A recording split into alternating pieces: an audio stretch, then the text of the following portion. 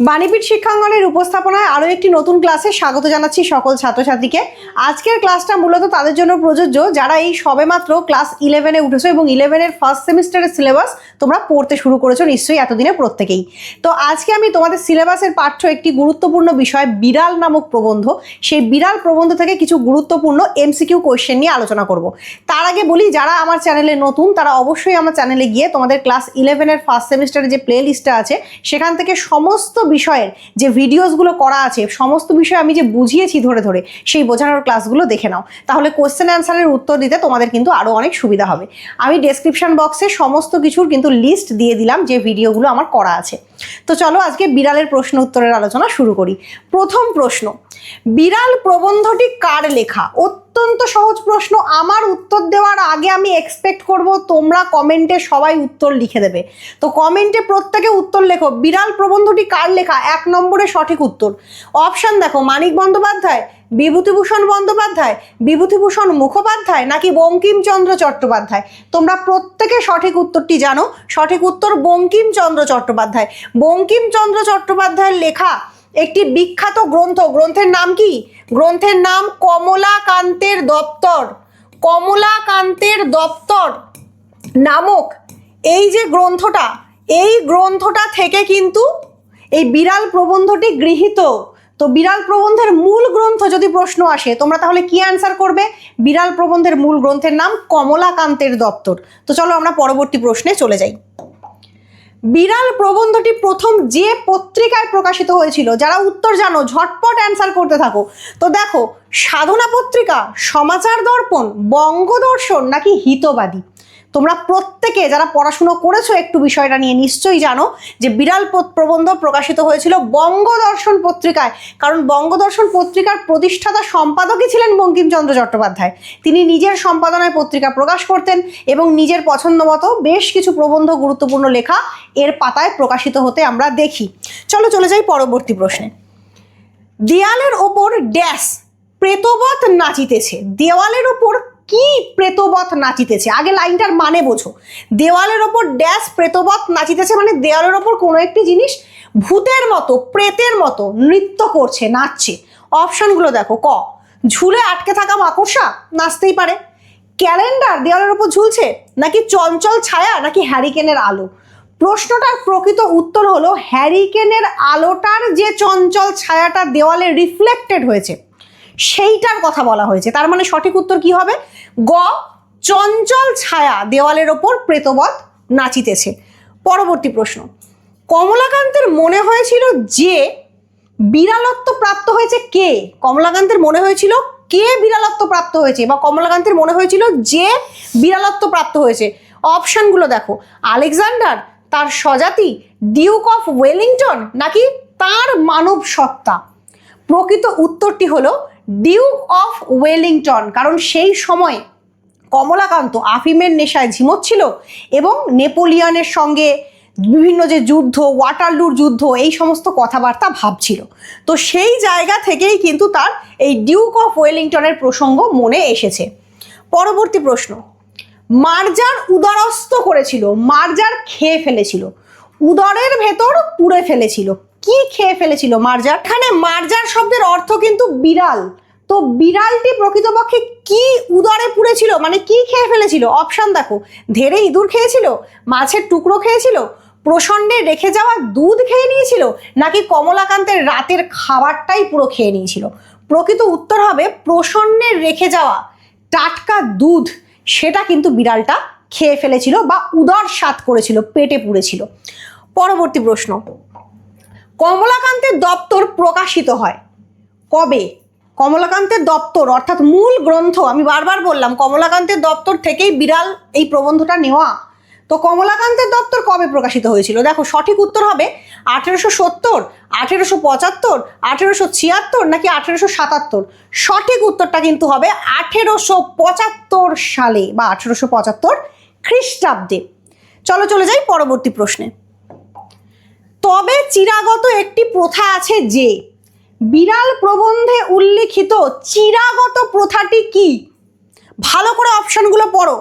বিড়ালকে মারতে নেই, বিড়াল ডাকলে তাকে খেতে দিতে হয়, বিড়ালের সামনে খেতে নেই, বিড়াল দুধ খেলে তাকে মারতে হয়। ছটপট 7 নম্বরের প্রশ্নের উত্তরটা কি হতে পারে সেটা কমেন্টে লেখো প্রত্যেকে। তো উত্তরটা হবে বিড়াল দুধ খেলে তাকে মারতে হয়। এইটা হচ্ছে চিরাগত একটি প্রথা। তো এই প্রশ্নটার খুব ভালো উত্তর তোমরা প্রত্যেকে নিশ্চয়ই পারছো। নেক্সট, মার্জারি প্রতি ধাবমান হইলাম। এই সময়ে কমলাকান্তের হাতে কি ছিল? মার্জারি অর্থাৎ বিড়ালটা যখন দুধ খেয়ে নিল, সেই দুধ খেয়ে নেওয়ার পর কমলাকান্ত মার্জারির দিকে ধাবমান হলো, মানে তেড়ে গেল, এগিয়ে গেল। তখন কমলাকান্তের হাতে কি ছিল? অপশান দেখো, ঝাঁটা ছিল, বেতের ছড়ি ছিল, হুঁকা ছিল, না ভাঙা লাঠি ছিল। প্রকৃতপক্ষে কমলাকান্ত কিন্তু হুঁকা হাতে ঝিমোচ্ছিল, হুঁকা তার হাতে ছিল, কিন্তু বিড়ালকে মারতে যাওয়ার সময় সে হুঁকাটা রেখে হাতে কি তুলে নিয়েছিল? ভগ্ন যষ্টি প্রবন্ধে রয়েছে, তার মানে একটি ভাঙা লাঠি সে কিন্তু হাতে তুলে নিয়েছিল। এইভাবে করে প্রশ্নের উত্তর বুঝতে হবে, শব্দের মানে বুঝে বুঝে পড়তে হবে। প্রবন্ধ যদি সেইভাবে করে না পড়ো তাহলে কিন্তু অ্যান্সার করতে পারবে না। তো আমার প্রবন্ধের যে ভিডিওটা করে দেওয়া আছে, প্রত্যেকে মনোযোগ দিয়ে সেই ভিডিওটা দেখো। বিড়ালের যে ভিডিওটা করা আছে সেখানে লাইন ধরে ধরে আমি ব্যাখ্যা করেছি সব কিছু।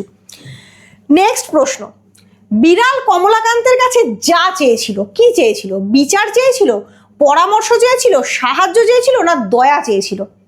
ঝটপট বলো কি চেয়েছিল? বিড়াল কিন্তু কমলাকান্তের কাছে প্রকৃতপক্ষে বিচার চেয়েছিল, এটাই প্রবন্ধে উল্লেখ আছে। এরপর চলে যাব আমরা পরের কোশ্চেনে। মার্জার পরম ধর্ম বলতে কি বুঝিয়েছে? পরম ধর্ম, মানুষের পরম ধর্ম কি হওয়া উচিত, মানুষের কি করা উচিত, সমাজের ঔচিত্য অনৌচিত্যের বিচারে মানুষের জীবন ধারণ কেমন হওয়া উচিত। দেখো অপশানগুলো, নীতি শিক্ষা প্রত্যেকটা মানুষের পাওয়া উচিত, আত্মসুখ সবসময় খোঁজা উচিত, নিজের ভালো, পরোপকার করা উচিত সবসময়, পরের ভালো করা উচিত, নাকি ধর্মে মতি থাকা উচিত, অর্থাৎ ধর্মকর্ম করা উচিত। এখানে প্রবন্ধ অনুসারে যে উত্তরটা হবে সেটা হলো পরোপকার হচ্ছে পরম ধর্ম। মার্জার বলেছিল পরোপকার পরম ধর্ম। দুধ যে আমি খেয়েছি সেটা তো আমি তোমার পরোক্ষে উপকারই করেছি, তার কারণ দুধটা তুমি কিনে রেখেছিলে, সেই দুধটা আমি খেয়েছি, খেয়ে আমার উপকার হয়েছে। তাই পরোক্ষে কমলাকান্ত একটি পরোপকার করেছে এবং পরোপকারই পরম ধর্ম। বিড়ালটা এরকম কথা কিন্তু বলেছিল। চোরের থেকে শতগুণে দোষী কে?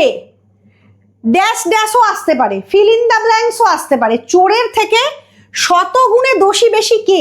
তার ভাগ্য, অর্থাৎ সে চোর হয়ে জন্মেছে, তার কপালটা খারাপ, নাকি কৃপণ ধনী, যাদের জন্য ধন সম্পদ এক জায়গাতে প্রচুর জমতে থাকে, আরেক দিকে কিছু মানুষকে বাধ্য হয়ে চুরি করতে হয়, নাকি রাজা, যে সমাজে সুশাসন প্রবর্তন করতে পারে না বলেই সমাজে এত ভেদাভেদ হয়, নাকি তার সমাজ, মানে যে সমাজে আমরা আছি সেই সমাজটা। প্রকৃতপক্ষে সঠিক উত্তর হলো চোরের থেকে শতগুণে দোষী হচ্ছে কৃপণ ধনী। কারণ বিড়ালের মতে কৃপণ ধনীরা ধন জমিয়ে জমিয়ে ধনের ভাণ্ডার গড়ে তোলে, তার ফলে সমাজস্থ ধনের সমবন্টন হয় না, সব কিছুর অসমবন্টন হয়, এর ফলেই চোরেরা চুরি করতে বাধ্য হয়।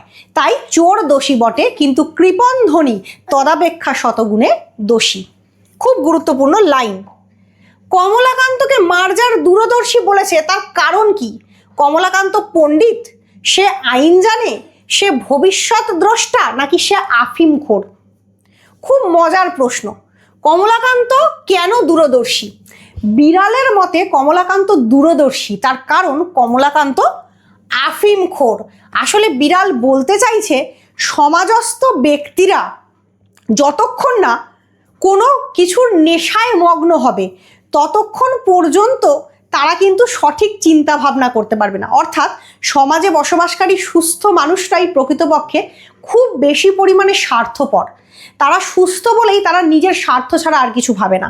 কমলাকান্ত আফিমখোর বলেই কিন্তু তার দিব্য দৃষ্টি, দিব্য কর্ণ আছে এবং সে সমাজস্থ সকল শ্রেণীর সকলের বক্তব্য বুঝতে পারে। সে বিড়ালের কথাও বুঝতে পারে, সে পতঙ্গের কথাও বুঝতে পারে, সে সমাজস্থ সকল শ্রেণীর মানুষের দুঃখ, যন্ত্রণা, বঞ্চনা, অভাব, অভিযোগ এগুলো বুঝতে পারে। তার কারণ হচ্ছে কমলাকান্ত আফিমখোর। মার্জারের মতে মনুষ্য জাতির রোগ হলো, মনুষ্য জাতির রোগ কি? দেখো অপশানগুলো, তেলা মাথায় তেল দেওয়া, শুধু নিজের স্বার্থ দেখা, অন্যকে হিংসা করা, মুখে জগৎ উদ্ধার করা। আসলে বাস্তবিক পক্ষে দেখতে গেলে খুব মজার বিষয় হলো এই যে বর্তমান পৃথিবীতে বেশিরভাগ মানুষেরই এই সবগুলোই কিন্তু তাদের ধর্ম। বেশিরভাগ মানুষই কিন্তু এই রকম রোগ বা অসুখের দ্বারাই জর্জরিত হচ্ছে। কিন্তু আলোচ্য প্রবন্ধে মনুষ্যজাতির রোগ বলতে যে কথাটার উল্লেখ করা হয়েছে, পার্টিকুলার যে শব্দগুলো বসানো হয়েছে, সেটা হলো তেলা মাথায় তেল দেওয়া মনুষ্য জাতির রোগ। অর্থাৎ যাদের প্রচুর আছে, যেখানে প্রচুর আছে সেখানেই মানুষ গিয়ে আরো দেয়, আরো দান করে। কিন্তু যার প্রকৃতপক্ষেই কিছু নেই, যার কোনো কিচ্ছু জোগাড় নেই, সেই নেইয়ের জায়গায়, অভাবের জায়গাটা কেউ কিন্তু পূরণ করতে যায় না। তো তেলা মাথায় তেল দেওয়া মনুষ্যজাতির রোগ, এটা একটা ভীষণ সুন্দর শব্দবন্ধ, যার অন্তর্নিহিত তাৎপর্য কিন্তু অনেক গভীর। তোমাদের কি কিছু অগৌরব আছে? মার্জারের মতে যাতে এই অগৌরব নেই। কিসের জন্য অগৌরব হবে না বলে মার্জার মনে করেছে? অপশনগুলো দেখো। মার্জার কোনো উপদেশ দিলে, দরিদ্রের জন্য ব্যথিত হলে, আফিংয়ের নেশা কেটে গেলে, না মার্জার দুধ খেয়ে গেলে? সঠিক উত্তরটি হচ্ছে দরিদ্রদের জন্য ব্যথিত হলে। আদৌ কি মনুষ্য জাতির কোনো অগৌরব আছে? আসলে দরিদ্রের জন্য দুঃখিত হওয়া, যারা প্রকৃতপক্ষে অসহায় তাদের জন্য কিছু করতে পারাটা কোনো অগৌরবের কথা নয়, বরং গৌরবের বিষয়। তো মার্জার সেই বিষয়টাকে এখানে চোখে আঙুল দিয়ে দেখিয়েছে। সমাজের ধন বৃদ্ধির অর্থ মার্জারের কাছে কি ছিল? মানে বিড়ালটির কাছে সমাজের ধন বৃদ্ধির মানেটা কি? অপশনগুলো দেখো ভালো করে। সম্পদের সমান বন্টন, তার নিজের খাওয়া, ধনীর ধনবৃদ্ধি, না প্রকৃত শিক্ষা? প্রকৃতপক্ষে এই প্রবন্ধে মার্জার ব্যঙ্গ করে বলছে সমাজের ধনবৃদ্ধিতে আমাদের কোনো লাভ নেই। তার কারণ সমাজের ধনবৃদ্ধির অর্থ হলো ধনীর ধনবৃদ্ধি। গরিব মানুষের তাতে করে কিচ্ছু এসে যায় না। সমাজে ধনবৃদ্ধি হচ্ছে মানে যে বড় লোক সে ফুলে ফেপে আরো বড় লোক হচ্ছে। গরিব মানুষরা কিন্তু তাদের যে অবস্থা, যে খারাপ অবস্থা, সেই খারাপ অবস্থা বা খারাপ কন্ডিশনেই রয়ে যাচ্ছে, তাদের কিন্তু কোনো উপকার হচ্ছে না। তাই এই বিষয়টাকে মার্জার ব্যঙ্গ করেছে, সে বিদ্রূপ করেছে এবং সে বলছে সমাজের ভালো মন্দ দিয়ে আমার কিচ্ছু এসে যায় না। কারণ সমাজের ভালো, সমাজের ধনবৃদ্ধি মানেই ধনীর ধনবৃদ্ধি, গরিবের তাতে করে কোনো উপকার হয় না। যারা এসে দুধ খেয়ে গেলে কমলাকান্ত মারতে যেত না। খুব গুরুত্বপূর্ণ প্রশ্ন। বিড়াল মজা করে বলছে, বিড়াল ব্যঙ্গ করে বলছে, চোখে আঙুল দিয়ে দেখিয়ে দিচ্ছে কমলাকান্তকে যে এখন যদি আমার জায়গায় কোনো রাজা উজির এসে দুধ খেয়ে যেত, কোনো গণ্যমান্য ব্যক্তি এসে দুধ খেয়ে যেত, তুমি কি রাগ করতে? সেখানে পার্টিকুলার একটা শব্দবন্ধ ব্যবহার করছে বিড়াল। কি ব্যবহার করছে? রাজা মহারাজা, অভুক্ত বিড়াল, ন্যায়রত্ন তর্করত্ন, নাকি ন্যায়ালঙ্কার শিরোমণি? খুব ভালো করে বইতে দেখবে অ্যান্সারটা কি আছে। অ্যান্সারটা কিন্তু আছে ন্যায়ালঙ্কার শিরোমণি। কোনো ন্যায়ালঙ্কার শিরোমণি যদি দুধ খেয়ে যেত তাহলে কিন্তু তুমি রাগ করতে পারতে না, তাহলে কিন্তু তুমি পক্ষান্তরে খুশি হতে। এই বর্ণনা কে করেছে? এই বক্তব্য কে প্রকাশ করেছে? না বিড়াল প্রকাশ করেছে কমলাকান্তের প্রতি। পরবর্তী প্রশ্ন, নশিরাম বাবু প্রকৃতপক্ষে কে ছিলেন? আমরা কমলাকান্তের দপ্তরের বিভিন্ন প্রবন্ধে, বিড়াল প্রবন্ধেও একটা চরিত্রকে পাচ্ছি, নশিরাম বাবু। এই নশিরাম বাবু কে ছিলেন? প্রশ্নের সঠিক উত্তরটি হলো কে ছিলেন? কমলাকান্তের আশ্রয়দাতা ছিলেন, প্রসন্ন গোয়ালিনীর আশ্রয়দাতা ছিলেন, মঙ্গলার মালিক ছিলেন, না একজন সমাজতাত্ত্বিক ছিলেন? প্রকৃত উত্তর হলো নশিরাম বাবু কমলাকান্তের আশ্রয়দাতা ছিলেন, অর্থাৎ উত্তরটি হবে ক। বিড়াল রচনায় ব্যবহার করা প্রবাদের সংখ্যা কটি? খুব গুরুত্বপূর্ণ প্রশ্ন, এটা ভীষণ গুরুত্বপূর্ণ একটা প্রশ্ন, মনে রাখবে অবশ্যই। টোটাল 3খানা প্রবাদ বিড়াল রচনায় ব্যবহার করা হয়েছে। কমলাকান্তের বড় আনন্দ হইল, এই আনন্দের কারণ কি? মার্জারকে উচিত শিক্ষা দেওয়া গেছে ভেবে, মার্জার আপাতত বিদায় নিচ্ছে ভেবে, একটি পতিত আত্মাকে অন্ধকার থেকে আলোয় এনেছেন ভেবে, না আফিংয়ের নেশা গাঢ় হয়েছে ভেবে? প্রকৃত উত্তর হলো কমলাকান্তের আনন্দ হয়েছিল তার কারণ তিনি ভেবেছিলেন একটি পতিত আত্মাকে অন্ধকার থেকে তিনি আলোয় টেনে এনেছেন। এখানে পতিত আত্মা মানে পাপী আত্মা। পাপী আত্মাটা কে? ওই বিড়ালটা, যে বিড়ালটা তার ক্ষুধা মেটানোর জন্য চুরি করে বেড়ায়। প্রকৃতপক্ষে চুরি করা মহাপাপ, তাই বিড়ালটা পাপী। সেই পাপী বিড়ালকে সঠিক পথে এনেছেন ভেবে কমলাকান্তের আনন্দ হলো। মনুষ্যকুলের কুলাঙ্গার স্বরূপ পরিচিত হইব, এই কুলাঙ্গার শব্দটির অর্থ কি? কুলাঙ্গার শব্দের অর্থ কি? কুলের কলঙ্ক, কুলের গৌরব, দেশের গৌরব না দেশের কলঙ্ক? প্রকৃতপক্ষে কুলাঙ্গার শব্দের অর্থ হলো কুলের কলঙ্ক। কোনো কুলে বা কোনো বাড়িতে, কোনো গৃহে, কোনো বংশে যদি এমন কোনো সন্তান জন্মায় যে সেই বংশের সকল মানুষের মধ্যে সব থেকে খারাপ, তাহলে তাকে বলা হয় সেই কুলের কুলাঙ্গার। সেই কুলের জন্য সে কিন্তু খুব দুর্ভাগ্যজনক। তো এখানে কুলাঙ্গার শব্দের অর্থ কুলের কলঙ্ক। আমরা বিড়াল, প্রভেদ কি? এখানে কার সঙ্গে নিজের প্রভেদ না থাকার কথা বিড়াল প্রতিষ্ঠা করতে চেয়েছে? ডিউক অফ ওয়েলিংটনের, নেপোলিয়নের, না সমগ্র মনুষ্য জাতির, না বিজ্ঞ চতুষ্পদের? এখানে সঠিক উত্তরটি হবে সমগ্র মনুষ্য জাতির সঙ্গে। মানে বিড়াল বলতে চাইছে সে বিড়াল বলে সমগ্র মনুষ্য জাতির সঙ্গে সে কোন দিক থেকে আলাদা? মানুষও একটি প্রাণ, সেও প্রাণ নিয়ে পৃথিবীতে এসছে, তারও ক্ষুধা তৃষ্ণা পায়, তারও আহার নিদ্রা মৈথুনের জগৎ আছে। ঠিক সেই রকম বিড়ালেরও কিন্তু ক্ষুধা তৃষ্ণা পায়, সেও কিন্তু একটা প্রাণ, সেও পৃথিবীতে এসছে সমস্ত অধিকার নিয়ে। তাই পার্থিব সম্পদের ওপর সকলের সমান অধিকার। তাই বিড়ালটি এখানে বলতে চাইছে আমরা বিড়াল হলেও মনুষ্য জাতির সঙ্গে আমাদের কি প্রভেদ আছে। ক্ষুধানুসারে বিবেচনা করা যাইবে, মার্জার যা বিবেচনা করার কথা ভেবেছে, মানে খিদে পেলে সে বিবেচনা করবে। কি বিবেচনা করবে? অন্যের হাড়ি খাওয়ার কথা, বড়লোকদের আক্রমণ করবে কিনা, নিজের ভাণ্ডারে কতটা খাবার আছে সেটা, না কমলাকান্তের বাড়ি ফিরে আসার কথা? প্রকৃতপক্ষে ক্ষুধানুসারে মার্জার বিবেচনা করবে অন্যের হাড়ি থেকে সে আর খাবে কিনা। কারণ কমলাকান্ত এখানে তাকে সঠিক বুদ্ধি দিয়ে মার্জারকে বলেছিল যে তুমি আর অন্যের হাড়ি খেও না, আমি তোমাকে আমার থেকে কিঞ্চিত খাবার দিচ্ছি, আমার দুধটা তো তুমি খেয়েইছো, একটু আফিমও দিচ্ছি, তুমি কিন্তু অন্যের হাড়ি খেতে যেও না। তখন বিড়াল তাকে উত্তরে বলেছিল সেটা আমার খিদের ওপর নির্ভর করবে, আমার খিদে যেমন যেমন পাবে আমি তেমন তেমন ভাবেই কিন্তু আমার যে আচরণ বা আমার স্বভাব তার বহিঃপ্রকাশ করব। মার্জারের কথাগুলো কমলাকান্তের মনে হয়েছিল কেমন? আইডিয়ালিস্টিক, রিয়েলিস্টিক, মেটেরিয়ালিস্টিক, না সোশিয়ালিস্টিক? এখানে উত্তর হবে মার্জারের কথাগুলো কমলাকান্তের মনে হয়েছিল সোশিয়ালিস্টিক, মানে সমাজতত্ত্ববাদী, সমাজতান্ত্রিক, কমিউনিজমের কথা। কমিউনিজম মানে কি?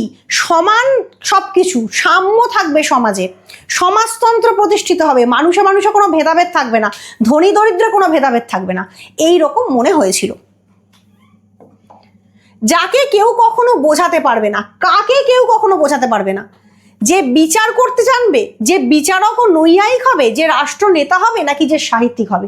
সঠিক উত্তর হচ্ছে যে বিচারক এবং নৈয়ায়িক হবে, যে ন্যায় অন্যায় ভেদাভেদ জানবে, ন্যায়ের ব্যাখ্যা জানবে এবং সবকিছুকে বিচার বিশ্লেষণ করতে পারবে, তাকে কিন্তু চট করে কেউ কিছু বোঝাতে পারবে না।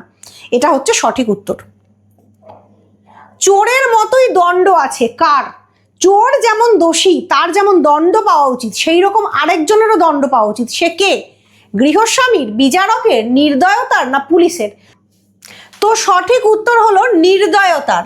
তার কারণ চোর শুধু একা শাস্তি পাবে কেন? যারা নির্দয় ব্যক্তি, যারা সমাজস্থ ধন আটকে রাখে, যাদের জন্য চোরেরা চুরি করতে বাধ্য হয়, সেই নির্দয় ব্যক্তিরাও কিন্তু শাস্তি পাওয়ার যোগ্য।